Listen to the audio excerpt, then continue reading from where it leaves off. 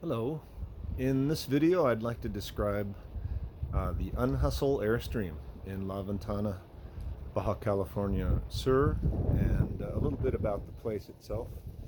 I've just returned from a month there, staying with Milena Regos and her husband Phil on their property. And let me begin by talking a little bit about the accommodation. This is perhaps my seventh or eighth trip down there in the wintertime. And I've stayed in many places, sometimes in spare rooms in people's homes, sometimes in a separate casita. I've rented space there. This was by far the best because of several aspects. First of all, let me describe the trailer itself, which I'm sure that you have photos you can reference, but most people are familiar with the iconic Airstream, aluminum, aerodynamic, but it's a marvel of design inside as well. In the rear, there's a double bed, a bathroom and shower with pressurized hot and cold running water, kitchen with sink and gas stove, refrigerator and separate freezer, a couch in the front that can pull out into a bed as well, a folding table, and remarkably enough, given the level of development elsewhere in La Ventana, a hookup to fiber optic internet, which is faster actually than I have with cable internet here in San Francisco. And there's an air conditioner if you happen to be there in the summer months. It would come in handy.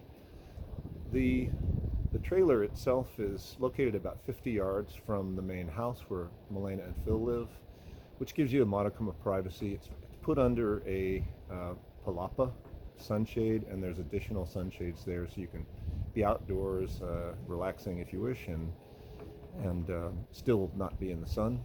One thing it doesn't have is a television, because after all, why would you go to Baja and spend your time indoors watching television? So you will miss that if that's important. Many times I've been to La Ventana, and it always strikes me how unique it is. Up until the 1990s, La Ventana and its sister village, El Sargento, were just fishing villages, and they still are fishing villages. But in the 90s, this locale was discovered by wind sports participants, windsurfers initially, now kite surfers, and recently foilers. So in the wintertime, when these northerly winds are strong and daily, more or less, beginning in the early afternoon and dying off in the evening, there are many, many people that come from all over the world to participate in this. It's probably one of the top 10 places in the world to engage in wind sports. And that really adds to the charm of the place, because it still has all the aspects of a small fishing village, including the areas where people have built homes, because it's still dirt roads out in there. The pace of life is slow, and it's outdoors. But the people that you then meet, who come from all over the world, Latin America, Europe, mostly from North America, Canada and the United States, Australia, New Zealand, and other places, it's such a diverse group, and there's common interests that you find to discuss.